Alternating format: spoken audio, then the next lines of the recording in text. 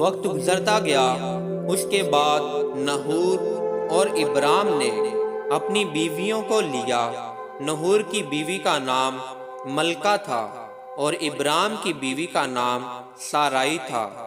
وہ دونوں اپنے شوہروں کے بھائی ہاران کی بیٹیاں تھیں۔ ابرام کی آگ میں موت سے رہائی کے 2 سال بعد نمرود بادشاہ نے ایک خواب دیکھا، اور اس خواب میں اس نے دیکھا کہ وہ ایک بڑی بھٹی کے سامنے، جس میں آگ بھڑک رہی تھی، ایک وادی میں اپنی فوج کے ساتھ کھڑا ہوا تھا، اور ایک آدمی جو مشابہت میں ابرام کی مانند تھا اس بھٹی سے نکلا اور باہر آیا اور بادشاہ کے سامنے کھڑا ہوا، اور وہ اپنے ہاتھ میں تلوار اٹھائے ہوئے تھا، اور وہ آدمی اس تلوار کو بلند کیے ہوئے نمرود کے قریب آیا، اور نمرود مڑا اور بھاگ گیا۔ تب جیسے ہی بادشاہ بھاگا، اس آدمی نے اس کے پیچھے ایک انڈا پھینکا۔ اس انڈے سے پانی کا ایک بڑا دریا بادشاہ اور اس کی ساری فوج کو نگلنے کے لیے بہنے لگا۔ بادشاہ اور 3 آدمیوں کے سوا سب ڈوب گئے۔ جیسے ہی وہ بھاگے، بادشاہ نے مڑ کر اپنے ساتھیوں کی طرف دیکھا جو اس کے ساتھ بچ چکے تھے، اور وہ آدمی قد و قامت میں لمبے تھے، اور وضاحت سے وہ حاکم لگتے تھے، اور وہ شاہی لباس پہنے ہوئے تھے، اور دریا غائب ہو گیا، اور صرف ایک انڈا باقی بچا۔ مزید اس خواب میں نمرود بادشاہ نے اس انڈے میں سے ایک پرندہ نکلتے ہوئے دیکھا، اور وہ پرندہ اس کے سر پر اڑنے لگا اور اس کی آنکھوں کو نکال دیا۔ تب بادشاہ سخت خوف میں جاگا، اور اس کا دل تیزی سے دھڑک رہا تھا اور اس کی جان بے قرار تھی۔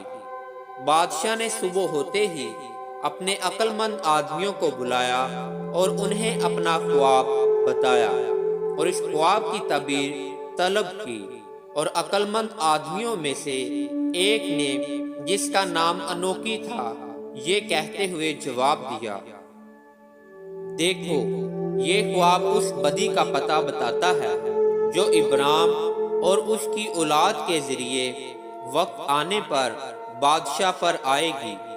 یہ ایک پیشن گوئی ہے کہ ایک دن جب وہ اٹھے گا تو وہ اپنے سارے لشکر کے ساتھ ہمارے مالک بادشاہ کو شکست دے گا، اور کوئی نہیں بچے گا سوائے بادشاہ کے ان 3 بادشاہوں کے ساتھ جو تیری طرف سے لڑیں گے۔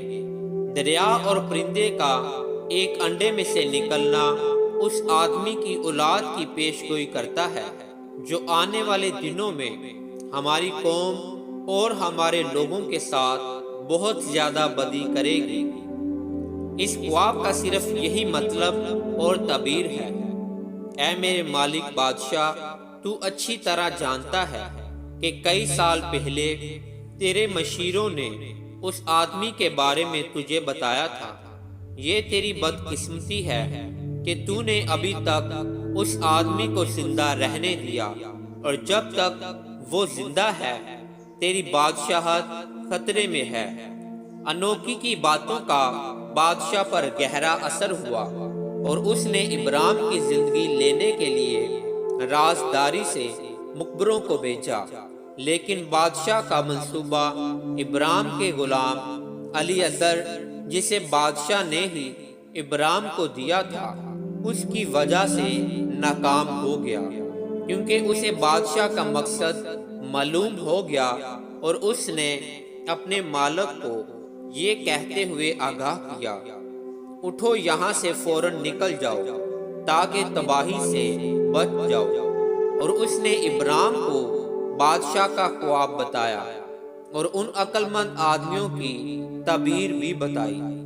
اس لیے ابرام جلدی سے نوح کے گھر گیا اور وہاں چھپا رہا، جبکہ بادشاہ کے نوکر اسے اس کے گھر اور ملک کے ارد گرد ڈھونڈتے رہے، لیکن وہ انہیں نہ ملا۔ ابراہیم کافی عرصہ تک چھپا رہا، یہاں تک کہ لوگ اسے بھول گئے، اور اس عرصہ کے دوران تارا، جو ابھی تک بادشاہ کا منظور نظر تھا، رازداری سے اپنے بیٹے ابراہیم کو ملنے کے لیے آیا، اور ابراہیم نے اس سے کہا، آؤ ہم سب دوسری زمین پر جائیں، ہم کنعان کی زمین پر جائیں۔ تو جانتا ہے کہ بادشاہ میری زندگی کا طالب ہے، یہاں تک کہ وہ تیری عزت کرتا اور تجھے سرفراز کرتا ہے، لیکن دولت اور اختیار، موت اور مصیبت کی گھڑی میں کچھ نہیں ہے۔ اے میرے باپ، میرے ساتھ سفر کر اور اس جھوٹی شان کا پیچھا کرنا چھوڑ دے۔ آؤ ہم حفاظت سے زندگی بسر کریں اور عظیم خدا کی عبادت کریں، جس نے ہمیں خوشی اور امن میں پیدا کیا ہے۔ اور نوح اور اس کے بیٹے سام نے ابراہیم کی التجا کے مطابق اپنی رائے کا اظہار کیا، جب تک تارا ایسا کرنے پر راضی نہ ہوا جیسی انہوں نے خواہش کی۔ اور تارا اپنے بیٹے ابراہیم، اپنے بیٹے کے بیٹے لوط اور اپنی بھتیجی سارائی اور اپنے سارے خاندان کے ساتھ اور کسدی سے روانہ ہوا، اور بابل کے شہر سے ہاران کی زمین پر آئے، اور وہاں انہوں نے قیام کیا۔